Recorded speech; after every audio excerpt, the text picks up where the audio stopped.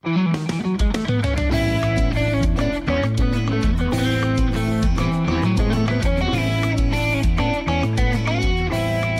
Music Row in Nashville, Tennessee, in the spacious iHeart studios and syndicated across the country on the Truth Network and around the world on iHeart.com, this is the nation's #1 show for the family caregiver. I am Peter Rosenberger, bringing you 3 decades of experience to help you stay strong and healthy as you take care of someone who is not. And we're glad you're with us. Telephone number for the show is 800-688-9522, and you can follow along at hopeforthecaregiver.com or on Facebook, Hope for the Caregiver. And we're glad you're with us. And by the way, when you do check in with us, you will hear the lovely and talented, always capricious, himself, the Baron of the Board, the Sultan of the Sound, the Earl of Engineering. He is the man who is the original elf on a shelf. He's John Butler, everyone, the Count of Mighty Disco. Oh, thank you so much, Peter. Why'd you have to bring up the elf on a shelf, man? Come on, that's a low blow, even for you. You have that look. You've been told that before. I'm built a little bit like the elf on a shelf. I cannot deny that. Except the really tall version. Yeah. Well, listen, John. Elf on the top shelf. John, we have a special guest here in the studio. We do. I noticed some new faces floating around. And we're thrilled to have these faces. Do you know where the Kingdom of Tonga is? South Pacific? Very good, John. Hey, right on. Anything more specific on the South Pacific? I don't have hours, minutes, and seconds. Ready for that. I'm sorry. I must confess to you that I did not know where the Kingdom of Tonga was of any specificity. Oh, look at you with the $7 words. Right on, buddy. Until my friend Lynn Vanderwood told me. Okay. And then she went over there on a mission trip. Okay. And then she fell in love with this wonderful man over there and married him. And together they are here with their son, FunGani. So Lynn, Ali, and FunGani Aho are all here in the studio from the Kingdom of Tonga. And we're going to talk about today how Hope for the Caregiver is having a role in the Kingdom of Tonga. Really? No, kid. Would I kid you? Yes. Okay. Yes, often. Well, so here we are. And so, Lynn, I thought we'll just start with you guys and just welcome to the show. And this is exciting for you to be here. Thanks, Peter. It's exciting for us, too. We have a little radio station, but it's minute compared to this spacious, lovely, decorated place you've got here. Well, it is cavernous. And we're thrilled. You and I have been friends for a long time, and your father and I were just best buds. I recently lost him. Yeah. And but you were not a caregiver for your dad per se. I mean, he was a Marine. You're never a former Marine. You're always a Marine. Always a Marine. And, always Semper Fi. He was playing golf earlier this year regularly, and all of a sudden he went in for a procedure, and some things just kind of went kaplooey, and God took him home. Took him home. But the journey of caregiving in your family, though, has been significant because your dad has been taking care of your mother. That's right. Who is dealing with some very difficult mobility challenges. Yep. And it was just such a heartbreaking blow with this to go with your father. But you and I have been talking about caregiving issues for a long, long time. That's right. And you've been getting my email missives, and I love getting those missives. And my part book of my week. Yep. And your dad's been sending stuff over. Audiobook too. And so we wanted to talk a little bit about why this was happening in Tonga, and then we're going to get into your folks here in a little bit, and bring everyone. But I tell you, for me, as your dad was in intensive care, I was over at the hospital with him, and I Skyped you in Tonga. Yeah, that was awesome. And you were. And it was, the technology, of course, today is just still befuddles Unbelievable. Me. Because you're having a conversation with the physician assistant. Yeah, physician assistant. And you are a physician. And I'm a physician assistant, too. And so you guys were talking, I thought at first they were talking in Tongan. And, medical language. Medicalese and Tongan sound very similar. It's a whole other ballgame, yeah. Both alien to me. No, but it was deeply meaningful. And then I have this forever in my heart, this picture of your face on my phone, and I'm holding it right next to your dad's face in intensive care, and you're just talking with him and praying for him. And it was such a beautiful moment, and I appreciate that you've let me share this with your family. Thank you. And now you're bringing this incredible family of yours into the studio. And You're pretty special. They are. Ollie? Good to be here. Good to be here, Peter, in Music City here in Nashville. So thank you, and we are happy to be here. Well, it is a treat to have you here. Now, this is not your first trip, of course, to Nashville. You've been here many times. Yes, right. And but it doesn't get old, does it? Oh, no. It's always nice to eat steak, real steak. Well, it's cold here. But it is cold here. A lot colder than the Kingdom of Tonga, I will tell you that. What kind of steak do you have in Tonga? We have, old steak and older steak and still on the cow steak, but we don't eat steak very often. So that's one joke. We like to barbecue steaks with my dad when we come here. So. But do they have cattle in Tonga? As such that it is? We have cattle, but not many. You wouldn't recognize them as such. They look like they're anemic. They're all grass-fed, but there isn't much grass, so that's why. We only butcher them when there's a funeral or a wedding. So that's the time that we... Slim pickings there. So if you could have some weddings during some funerals, then chances are you could just save a few. Yes. We eat lots of fish, as you can imagine, surrounded by the great big fish bowl that we are. Well, and there are 169 islands in the Kingdom of Tonga. Is that right? Or 173 if you count the ones where there's only a couple of goats and one little old man that lives there. So, and we're not talking a vastly populated place, but it's spread out over a huge place. In fact, we call it the liquid continent sometimes. It's a group of islands. And the main island, where the capital is that where you all live? That's where we live, and it's about 25 miles long, and at the widest point, it's 5 miles wide. So it's not very big.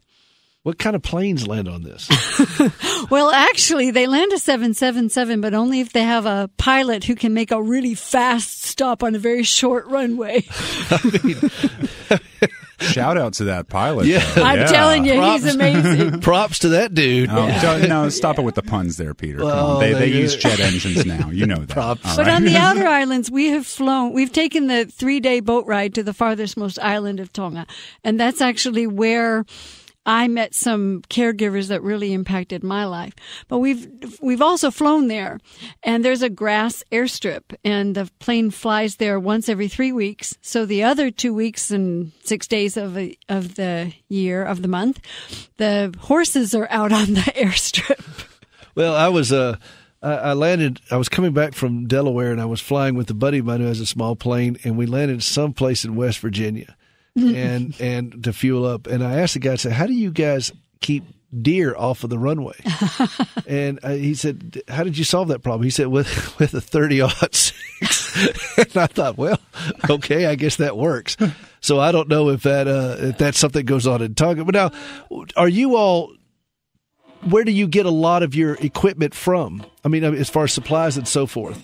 Yeah, it's closer to New Zealand and Australia. So ships bring things from Australia and New Zealand. I get a lot of my medical supplies from New Zealand, from a ministry that sends free medical supplies to me. But we also get food and supplies from America, but not often. I mean, is fairly self-sufficient going on in Tonga? I mean, well, right. As far as your agriculture and your... It is. We're a subsistence nation, and so if you don't grow it, you don't eat it. If you don't raise it, you don't eat it. So most of what we have or eat or use, we create ourselves.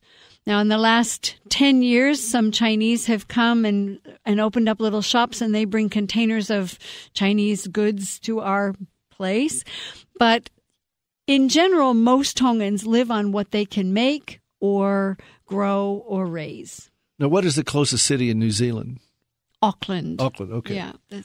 Well, this is very exciting having you here, and you have been, you and I have had numerous emails back and forth and a few Skype calls because the internet service there is a little bit shaky, sketchy at best, and it's very expensive It's really expensive. We pay per megabyte. So I downloaded, for example, an 8-minute video, and it took me overnight to download it.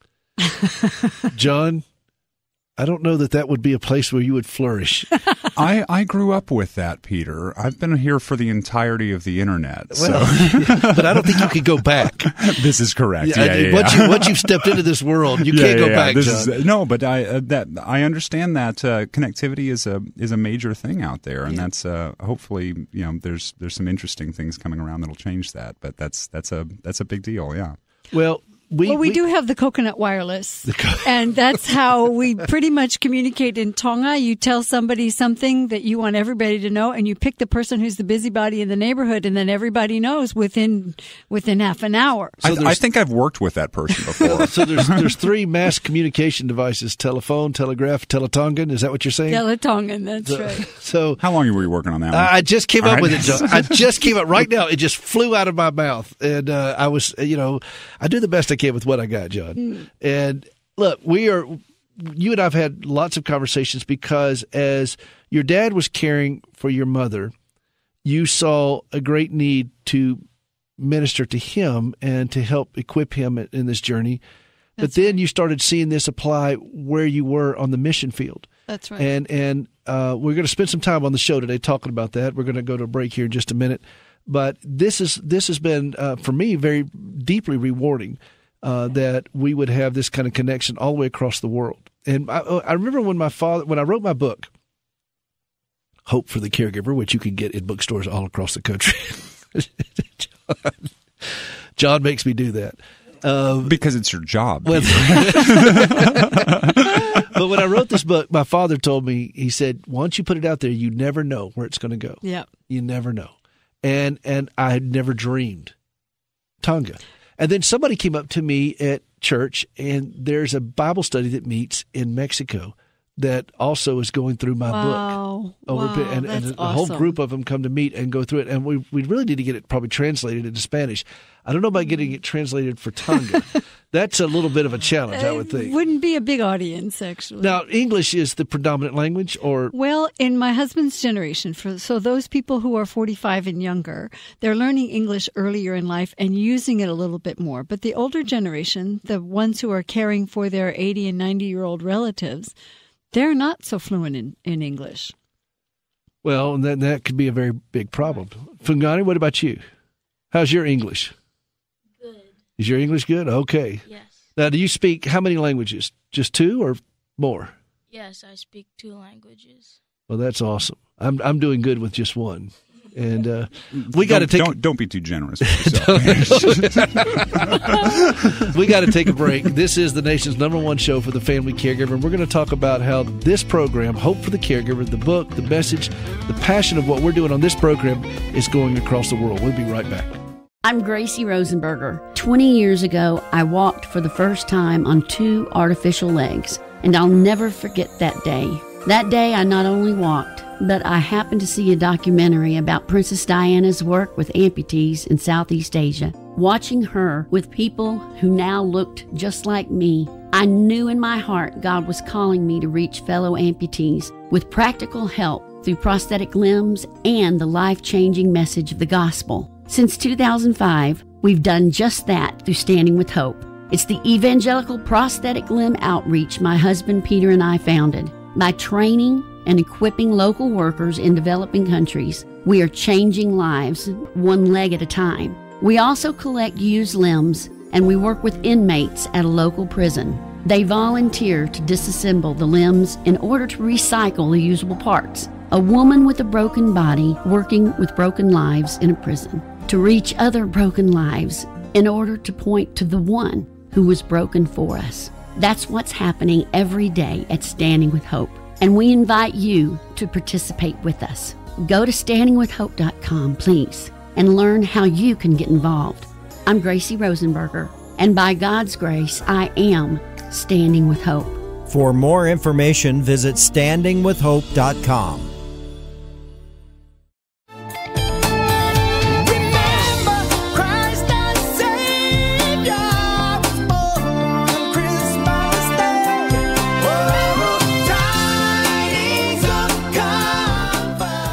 Welcome back to the show for Caregivers, about caregivers, hosted by a caregiver. This is Peter Rosenberger. I'm so glad you're with us. Merry Christmas. And if you want to be on the show, 800-688-9522, hopeforthecaregiver.com. And on Facebook, Hope for the Caregiver. And on Twitter, Hope for Caregiver, the number 4, Hope for Caregiver. And we're glad you're following along with us on this special show where I have some dear friends of mine in the studio, Lynn and FunGani Aho from the Kingdom of Tonga, and their son FunGani. And am I saying that right, Lynn? Am I doing okay with that? I mean, I'm having a hard time getting that right. Just we'll the have nuance. To have some diction lessons. FunGani.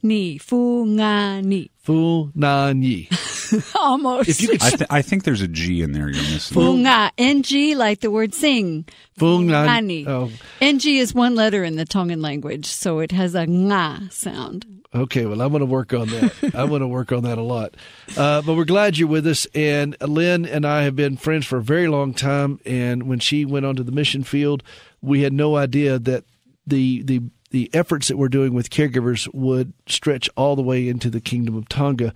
And their government had a initiative to reach out to the caregivers, right. People taking care of the elderly. They're very respectful of their elderly population. That's right. Ali, and now, are your parents still alive, Ali? Yes, they're both alive. Yeah. Well, they're very respectful, but something happened. There was a disconnect. Mm. What happened? Yep. I think what's happened in the current generation is people have seen other countries have other people start caring for their elderly and their disabled. And Tongans have always been very naturally compassionate, always had 3-generation households. And if you had a child with Down syndrome or a child with physical disabilities like cerebral palsy, you always had them at home. One of our past queens, or Queen Mother, actually had a special heart for children with disabilities and started a special school. And Tongans were very eager to care for their people. But then the government started thinking they needed to put money into this program rather than heart. So 2 other larger nations gave money to Tonga for caring for the disabled and elderly, and they began giving cash to these families, thinking that would improve the quality of life. Well, we all know throwing money at a problem doesn't really solve it, and it didn't in Tonga. Well, some of us know that. I think there's some people inside the Beltway that haven't figured that out yet, but continue. So as they threw money at these issues, they thought they could buy some implements or some better food or some more sheets for the beds, and then went back and evaluated and saw that the quality of life for the person, the elderly or the disabled, and for the family member who was their caregiver was not improving at all. So the Ministry of Internal Affairs CEO, who happens to be a Christian, said, in my faith, there's some principles I want to implement. And one of those is we care for our own as a way of loving Jesus, as a way of showing his love to people.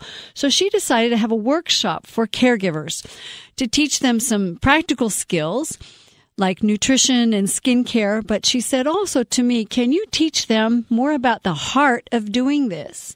And in that, how to take care of themselves so they don't burn out, so they're not getting tired and grumpy and irritable. So I was so thrilled to be part of this workshop. And I've actually been touched by a number of caregivers in Tonga. One of my first visits there, before I moved there, we visited an older lady named Malia who lived in her sister's home. And her sister had made a separate shower facility for her. And her sister was doing the best she could to learn how to keep Malia clean and fed. She had almost no teeth and she wasn't very conversant. But the love in that household, Peter, was absolutely amazing. And one of the nuns would go and help bathe her and put nail polish on. Malia didn't need to wear nail polish, but it made her feel good. And when the nun went and did the care, then the caregiver, the sister, could have a break. And I saw that this sister was always happy, healthy, interested. And I asked her, what are some keys to being able to do this? Because I would burn out doing this for Malia every day. And she said 2 things. Number 1, I treat Malia as though she's Jesus, because in Matthew 25, Jesus says, you came to me and you took care of me when I was sick, in prison, hungry, naked. And they said, when do we do this? He said, when you took care of the least of these. And she understood that she was ministering directly to Jesus by ministering to Malia. So that was number one, the heart piece. The second was she was so happy that twice a week the nuns came and gave her relief. That was caring for herself, a caregiver, by having a break. Imagine that, a caregiver getting a break. They figured that out. They figured it out. I love this, and I love the heart of what this is all about. And then this got real personal for you. You and I have had these conversations, so we're going to share that with folks here in just a moment. We've got to take a break. We're at the bottom of the hour. This is the nation's #1 show for the family caregiver, brought to you by Standing with Hope. You can see more at standingwithhope.com. We do 2 programs, prosthetic limbs for amputees in West Africa and caregivers.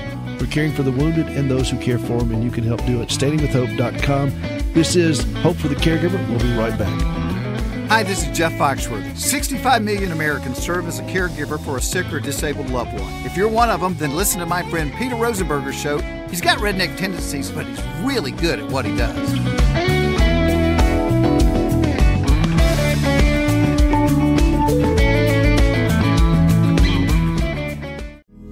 And here we are as in olden days, mystic olden days.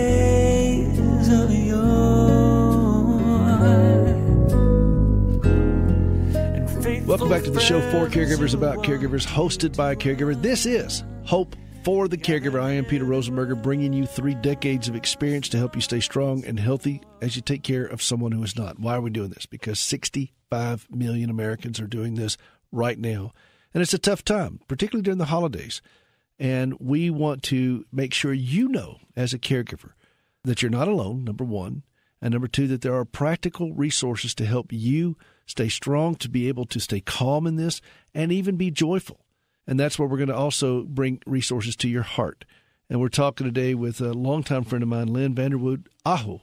And she is a missionary to Tonga. And her husband, Ali, is here with us, and their son, FunGani. Did I say that right? Was that better, Lynn? That was better. Okay, I'm getting there. John, the Kingdom of Tonga. Absolutely. This show has quite a reach now. I was going to say that is an interesting connection. I wouldn't have called that.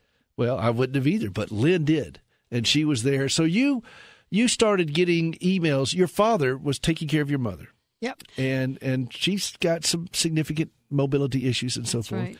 And you saw that your father was in desperate need himself of having some kind of something.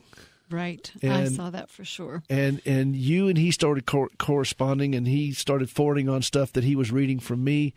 And then you started applying it there in Tonga. And in some respects, almost like the Tongan people became surrogates for you taking care of your dad and your mom. And so you use these things. So you went to the Tongan government. They had been throwing money at a problem with no results. That's right. In fact, actually bad results, because now they're out of money. so they've wasted this money that has done nothing. Right. And so you gave them some insights on how to care for caregivers there, and because they are incredibly respectful as a familial unit. You said there's a 3-generation household. So what happened? So we had several workshops, and the caregivers themselves, first of all, needed some skills. They needed to know how to lift properly. They needed to know how to bathe people. They needed some nutritional advice, but they also needed to know how to care for themselves. And a lot of them needed the permission to know that they could, because they thought they would be guilty if they took some time off by themselves.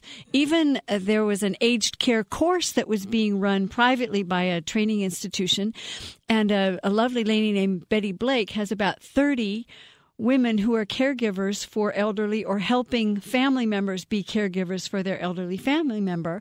And these gals were learning lots of skills, but they were also burning out. So I realized in what Dad was reading, there's some really great points here. Peter, there's some great points, all of us. Well, everybody says that so surprised when they read my stuff, John. I mean, it's like, oh, Peter, by the way, there's some really good stuff in your book. And it came we from had you. no idea. So I watched my dad implement these things, and I began thinking through the Tongan lifestyle, and also looking at my husband's parents. My husband's parents are 77. His mom is blinded from glaucoma.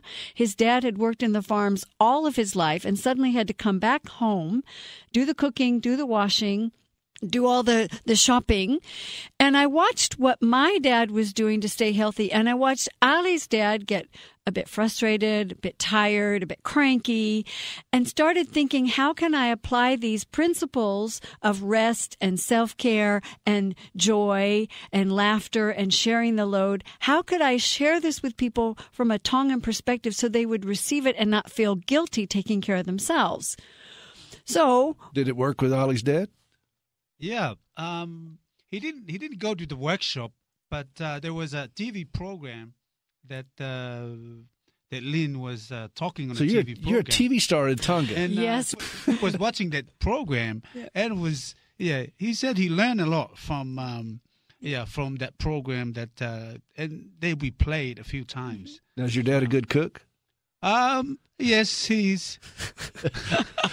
Well, they eat what he cooks, but I don't know. They eat what he cooks. No one in Tonga ever complains about food. They just eat what's in front of them. It's a wonderful skill. We cook on the ground. We dig the ground, and also we.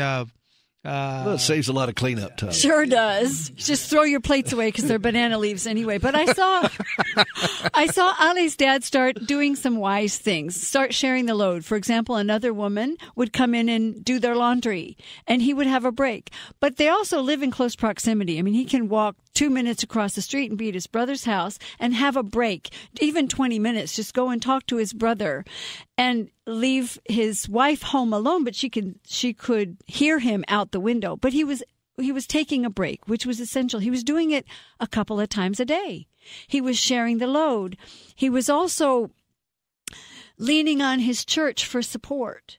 And he was calling out and asking for people like the minister to come and visit, for example, on Sunday if she can't get to church. So he was doing some of the things that you recommend in a Tongan context. So I started watching him and making some suggestions to the gals I was teaching in this aged care course, because I started with them, and they were really identifying with it. And then they'd say, hey, I did this. I took 1 minute out of every hour, and I just laughed with the person I'm taking care of. Because humor, laughter's good like medicine. Does my humor translate into Tongan? I mean, that's the question we all want to. We're all sitting here at the edge of our seats. Does my humor translate? When you laugh, they laugh with you. They have no idea what you've been saying, but they laugh. I think that's laughing at me. Yeah, could be. So they would do that, and then they would take what I said, and once a day, make sure you go outside. Because we have a beautiful place we live, and they'd be inside caring for this. You live in the South Pacific. Yes, it is a beautiful place. It's gorgeous. So, but you get caught inside as a caregiver. I've got to do this. I've got to do it faster. I've got to do it better. Maybe I'm not taking care of them well enough. So go outside and breathe and remember that Jesus is so happy that you've said yes. And the girls would come back and tell me yes. So then in the workshops, and on television, I gave people permission to do this. I even did something really radical. You want to know what that was? Do I want to know that? Well, it involves the internet. It took me 2 hours to download 6 minutes of you playing the piano, playing Jesus Loves Me from your website. And I downloaded it, put it on my laptop, and then during the TV program, we used that. I said, just close your eyes right now, wherever you are on the TV, and listen to this song, because this is what you need for your soul. And they listened, and it was beautiful. By the way, I'll send you a CD back so you don't have to download. Okay. Thank you. That would make it easier. I'll send you several of them. So I don't want you to have to download anymore. Tell you, it was well, now, are the Tongan people, Ali, by and large, a very expressive people, emotionally expressive? Yes. Yes, we do. Like the way, in a different way, like in our dancing, and so that's the way, not very verbally, but in a different way that we express our. There's certain prescribed ways you can express emotion. Joy, you dance a lot at certain festivals. Sadness, you cry a lot at certain other times. And when you give a speech, you're expected to get quite choked up. So they have prescribed ways, but they are very emotional people, but don't always have an outlet other than these prescribed opportunities to let it out. Like here in the South, we'll talk to everybody on the street, except the people that move here from the North. But we won't talk about that, John, will we? But Is that common in Tonga? What you go up, just talk to people and Yes. and just people, Especially if you're related to them and since you're related to the village. Now, what if I went there as an American? Would I be an oddity? Would they engage with me? I mean, I'm an oddity anywhere. Right, Peter, let's use a different example here. But I mean, if John, I think an important skill in Tonga is watching what people do and do what they do. So if they're very gregarious and they're talking a lot, you can do that. But I've often told people who come to Tonga, keep your eyes and ears open and your mouth shut for at least the first half hour to kind of get a feeling for the place. But after that, they would love you. They would love you because you are gregarious. They would love you because you're easy. You laugh easily. Well, they would love you because you don't take yourself too seriously. When I go to Ghana, they think I'm Bill Clinton. Yeah. I mean, the hair and everything else. And like, Mr. Clinton, you come with us. I said, y'all bring the car around. We got to go. And, and they do. They really think I'm Bill Clinton over there. And so I didn't, but they look at me and the people of Ghana just laugh at me. I mean, they and why wouldn't they, John? I mean, I heard him saying that back there. But they do. But they also know that I genuinely enjoy hanging out with them.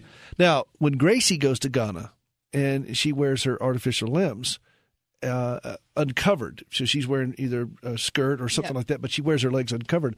It's an amazing conversation starter. Now they stare unabashedly at her, but she enjoys that because it gives her an opportunity to talk with them.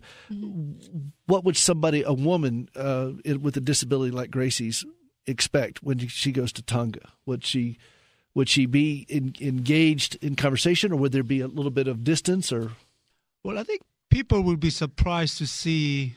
Normally, a person like your wife, Grace, will be staying at home most of the time. Embarrassed to go out. They would be embarrassed to go out. Yeah, and also I think it's with a disciple like that, people look at it that they have to spend most of their time at home, not outside of their house. So it would be a real anomaly to see her walking down the street. It would be, but it would be a real encouragement. It would be a real encouragement. Other people as well. Yeah. Mm-hmm. Because we're starting to work some more with people with Down syndrome, and many of them are absolutely loved and well cared for at home, but it's unusual for them to be engaged in everyday activities. But I have a friend who has a 19-year-old with Down syndrome, and just the fact that she's engaged in everyday activities and that the family themselves can not only care for her but teach her has really begun to spark people in Tonga that more is possible than what we're doing. And it's possible for me to do it. See, this is the thing with caregivers, too. We've been helping them to realize they can do this because there isn't anybody else. There's not a government that's doing it. There's not private homes and agencies that are doing it. It's just the family. We can empower the family to do it. And they get so encouraged when they realize I can instead of maybe I might be able to. They realize they can. So someone like Gracie would give not only the person with the disability, but also the family members encouragement that more is possible and that there's resources to help them know how to do more. Yeah. October was National Down Syndrome Awareness Month. And I had a friend of mine whose son is 39 years old, has Down syndrome, and he helped me co-host the show. And he had a ball doing it. And it was just a lot of fun. And in fact, that was actually one of the most enjoyable shows I think I've ever had. Aaron was just so much fun. And I think he said it was been a lifelong dream of his to host a radio show. So we let him do it. Yeah, well, he did a better job than I did. So. Well, thank you that you didn't say he did a better job than me. Oh, I was being nice for once. Come on now. No, but it was a really great show. And I think it's important. The times are changing. I mean, we're in a much different world that we don't close off people anymore. And I think it's great to get them out. And I think that would be, I can tell you, Gracie would love that opportunity. We'd love to host you there. You're welcome to come to Tonga. Mm-hmm. Well, I'm trying to figure out how I'd get her over there. They are called the Friendly Islands. Yeah. Oh, you wouldn't have to worry about getting her off the plane, Peter. In the airport. I'm just worried about getting to the airport, getting her on the plane, and making the 3-day flight over there. Well, from L.A., you better expect another 13 hours. Oh. Yeah, but it depends if you fly Air New Zealand. Oh, this is an ad for Air New Zealand. They have the best food and the nicest entertainment and the best attendance. Yeah. But when you get to the airport in Tonga, you don't have to worry about it. We have no ramp. You have to climb down the stairs. But we have a lot of big strapping guys. It's too bad it's radio. You can't see my husband and his massive muscles. Oh, yeah, but he's Mr. There's Universe more guys like him who will actually climb up the stairs, and they would carry her down. Well, I think Gracie would probably get used to being in one of those big chairs with the guys carrying it on their shoulders. Would you they could do that. It's called a palanquin. That's what it's called. Yeah, she's got that Cleopatra kind of thing rocking, man. And, well, I'm hearing this. You say you're welcome to come to Tonga. I'm on that plane. Come on down, John. Yeah. They would love John. Oh yeah, all 6'7" of them. And we do have a little radio station, and they would honestly, they would be so blessed to have you come and teach them a few things. They'd love it. Well, listen, we're talking with my dear friend Lynn and her husband Ollie and their son FunGani, and from the Kingdom of Tonga, and we're talking about the journey of their life as caregivers personally, and also helping the nation of Tonga deal with this issue for their own families. And we're glad you're with us. HopeForTheCaregiver.com if you want to see more about what we're doing. We talked about my book. It's out there, HopeForTheCaregiver.com, and it's on Facebook, Hope for the Caregiver, as well as Twitter. Hey, this is Peter Rosenberger. This is the nation's #1 show for the family caregiver. We're glad you're with us. We'll be right back.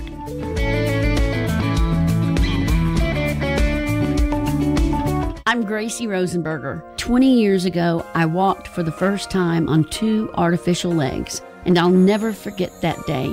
That day, I not only walked, but I happened to see a documentary about Princess Diana's work with amputees in Southeast Asia. Watching her with people who now looked just like me, I knew in my heart God was calling me to reach fellow amputees with practical help through prosthetic limbs and the life-changing message of the gospel. Since 2005, we've done just that through Standing with Hope. It's the evangelical prosthetic limb outreach my husband Peter and I founded. By training and equipping local workers in developing countries, we are changing lives one leg at a time. We also collect used limbs, and we work with inmates at a local prison. They volunteer to disassemble the limbs in order to recycle the usable parts. A woman with a broken body working with broken lives in a prison to reach other broken lives in order to point to the one who was broken for us. That's what's happening every day at Standing with Hope, and we invite you to participate with us. Go to standingwithhope.com, please, and learn how you can get involved. I'm Gracie Rosenberger, and by God's grace, I am Standing with Hope. For more information, visit standingwithhope.com. It's the most wonderful time of the year. There'll be much mistletoeing and hearts will be glowing when loved ones are near. Welcome back to the show for Caregivers, about caregivers, hosted by a caregiver. I am Peter Rosenberger. This is Hope for the Caregiver, the nation's #1 show for the family caregiver. We're glad you're with us. And Merry Christmas, John.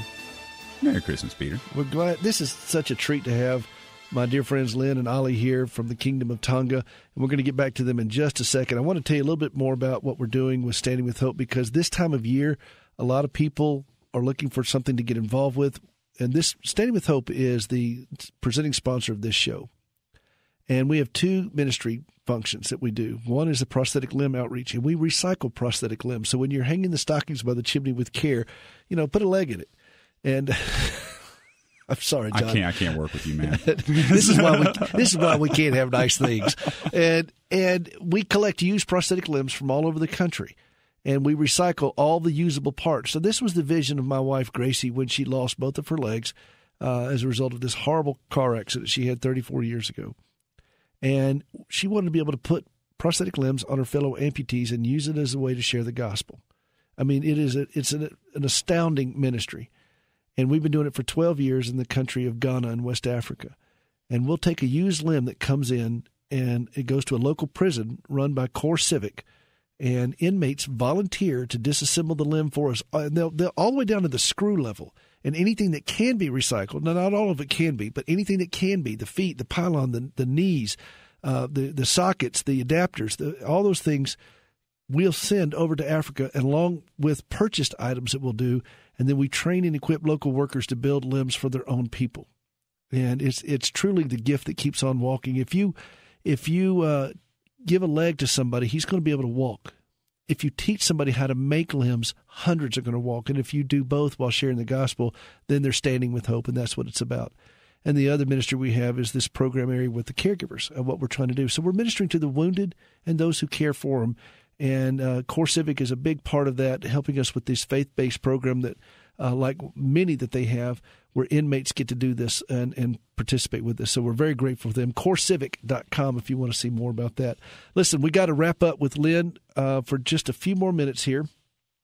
And I just wanted you to tell me what you were telling at the break there about what the core message is that's going out from the Kingdom of Tonga to these families, so that it teaches them how to better care for themselves on it and what the message is they're saying to them. People in Tonga, as we said earlier, really love their family members who are either disabled or elderly, but they're burning themselves out. And we're trying to help people realize that you have nothing to give if you're not taking care of yourself. If you're not taking care of yourself by getting a break, getting exercise, getting laughter, getting filled up by the Lord, you're going to be cranky, angry, and exhausted. And then you can't really love well like Jesus wants us to love. So we're helping people to know that if you'll have nothing to give if you don't care for yourself. And it's not selfish to view life that way. In fact, you'll be a much better caregiver if you look after yourself. Well, indeed. Well said. Give her a radio show. I could advertise your show. Heck, she's doing my show on television. I'm telling you, She's a TV star. Well, Ollie, we got just a minute left here. What are your last thoughts as you go back to home? You guys are going back when? January, February? Sometime in January. Yeah, get out of the winter here and go to the South Pacific. I think a lot of us would like to do that. I'm telling you. As you look to see your own parents aging, your mother now has vision issues. You incorporated these things in your life, and how has this changed your life with it? I believe that what we have learned through your book, and also with Lynn teaching our people, looking at my parents, especially my dad. He's doing all the care for my mom. So we support my dad to encourage him in a way that he will have a time for himself as well, so good. that he can take a break from looking after my mom. Yeah. Well, good. Well, listen, we are. The clock is running down, and we're going to have to step out. And it's Christmas. And Merry Christmas to you, Lynn. This is a great Christmas present you've given me. I love your family. Thank you. And your father and I spent many, many, many hours together as two weary caregivers. FunGani, you got to do something for me. You got to go to standingwithhope.com for more information. Go to standingwithhope.com. That's it. FunGani all the way from Tonga. Lynn, Ollie, John. Always a pleasure, guys. Malo Aupito. Merry Christmas. Thank you. We'll see you next week.